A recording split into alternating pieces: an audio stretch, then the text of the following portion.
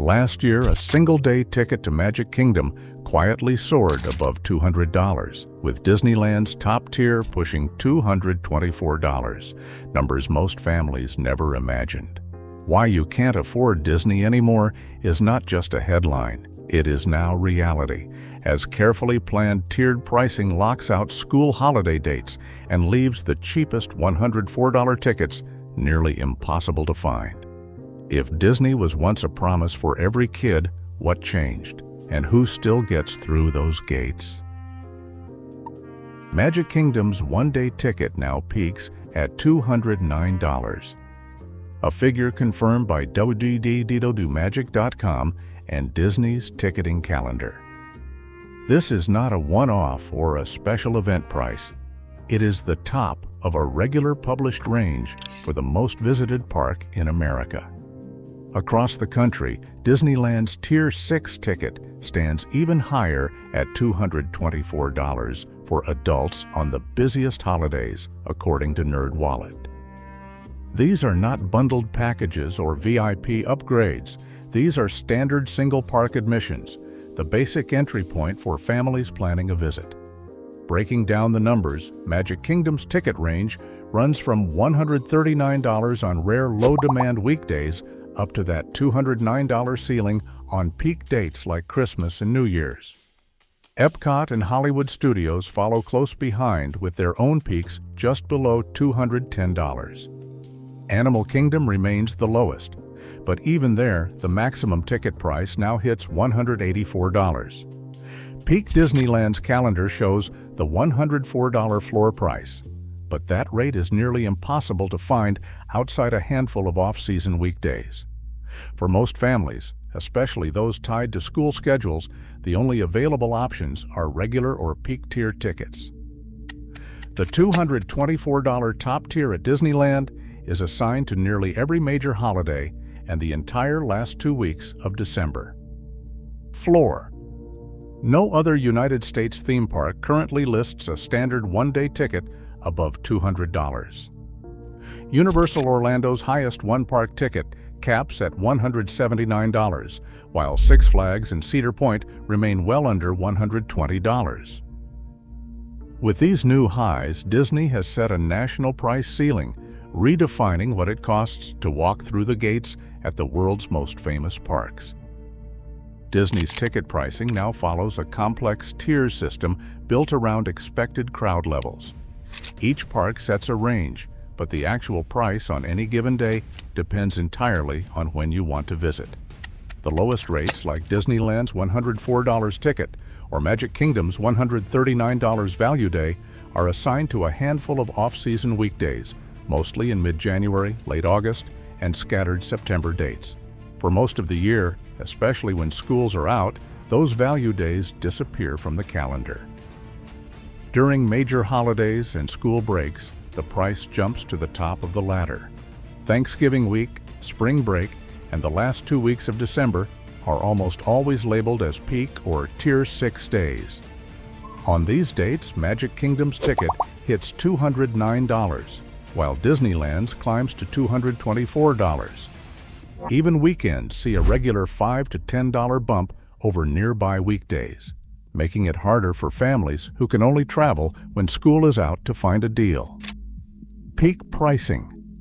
A heat map of the ticket calendar shows how tightly these peaks align with national school holidays. Regular and peak tiers dominate every major break, leaving value pricing as a rare option for anyone with a traditional school or work schedule. The result is a system where the headline "starting at price" is technically available, but functionally out of reach for most visitors planning family trips. For those locked into holiday travel, the calendar itself guarantees the highest possible price. The timing of your trip now determines the cost more than almost anything else. Lightning Lane Multipass now carries a peak price of $45 per person per day at Magic Kingdom. Hollywood Studios sits just below at $39, Epcot at $37, and Animal Kingdom at $35. These add-ons are not optional for most families hoping to avoid hours in line. On busy days, skipping Lightning Lane means trading money for time. For a family of 4, 2 days of Lightning Lane access can add $320 to $360 to the trip before any tickets or food. Parking has become its own daily calculation. Standard parking is $35 per day. Preferred parking runs $50 to $60 per day, and oversized vehicles are charged $40 per day. Unlike tickets, these fees apply every day. You drive to the parks whether you are staying off-site or just visiting for the afternoon. When these add-ons are multiplied across every family member and every day of a trip, the numbers climb quickly. What used to be a free perk or a minor expense now stacks up as a major part of the real cost to visit Disney. For many, these daily fees are not just a footnote. They are a deciding factor in whether the trip is possible at all. Annual passes at Walt Disney World now start at $489 and climb to $1,629 before tax. These passes, once the key to frequent visits for locals and loyal fans, have become a major investment. The top-tier pass, which includes fewer blockout dates and more perks, now costs as much as a mid-range vacation itself. For families who once relied on passes to make Disney a regular part of their lives, the math has changed dramatically. Single-day flexibility comes at a price too. The Park Hopper add-on, which allows guests to visit multiple parks in one day, now reaches $284 at its peak for a single adult. This is the highest Park Hopper price Disney has ever published, and it lands hardest on those trying to maximize a short trip or see both Magic Kingdom and Epcot in the same day. On fan forums, parents share stories of skipping annual renewals and cutting back on visits. One parent wrote that they used to go every month. Now, with the new pass prices and ticket add-ons, they are saving for one big trip every few years instead. For many, Disney is no longer a routine escape, but a special occasion that requires careful budgeting and long-term planning. Disney's official line is clear. Higher ticket prices reflect increased labor costs, major investments in new attractions, and efforts to manage crowd levels. Company statements reported by Reuters also point out that some price hikes are smaller than in previous years, and that the lowest ticket tier, such as a Disneyland day at $104, remains on the calendar, even if only on a handful of dates. But guest reality tells a different story. Editorials and forums are filled with frustration over the rising cost of what used to be standard perks. Headlines from Disney Food Blog and other outlets question whether parking fees, skip the line charges, and special event surcharges amount to nickel and diming. The gap between Disney's rationale and how guests actually experience these changes has become a central point of debate, fueling a sense of lost trust as families watch each new fee stack up. Price hikes. Ticket price tables from www.magic.com show Magic Kingdoms range from $139 to $209, with Epcot, Hollywood Studios, and Animal Kingdom each listing their own peak and value days. Lightning Lane multi-pass caps are displayed in Disney Tourist blog breakdowns.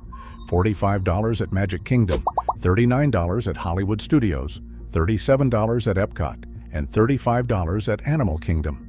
Parking fees appear in the latest www.magic.com update. $35 for standard parking, $50 to $60 for preferred parking, and $40 for oversized vehicles. The October 8, 2025 price hike notice is documented by WDW News Today, confirming simultaneous increases across tickets, Lightning Lane, and parking. Each figure is sourced directly from published tables, with on-screen attributions to www.magic.com, Disney Tourist Blog, and WDW News Today. Every number in the trip cost calculation can be traced back to these public, verifiable receipts. A family of 4 planning 2 days at Walt Disney World during a holiday week now faces a subtotal of around $2,070. before even considering food or a hotel. That figure includes single park tickets for both Magic Kingdom and Epcot at their peak rates, Lightning Lane multi-passes for every member each day, and standard parking. Hospitality professor Dogan Gursoy explains that as vacation costs reach these levels, Disney moves from a family tradition to a luxury purchase, with fewer families able to return year after year. One parent described the new calculus simply: "We had to delay our trip. It's just too much." Another wrote, "It used to be an annual thing. Now it's a once-in-a-lifetime splurge." These changes land against a backdrop of rising competition. Universal's Epic Universe opens in 2025, intensifying the pressure on Disney's pricing and strategy. Today, a single Disney trip can exceed a week's median U.S. rent, just in tickets and add-ons. As prices outpace wages, the definition of who gets to make memories here is narrowing in real time. Affordability isn't just a number, it's the gate to an American tradition.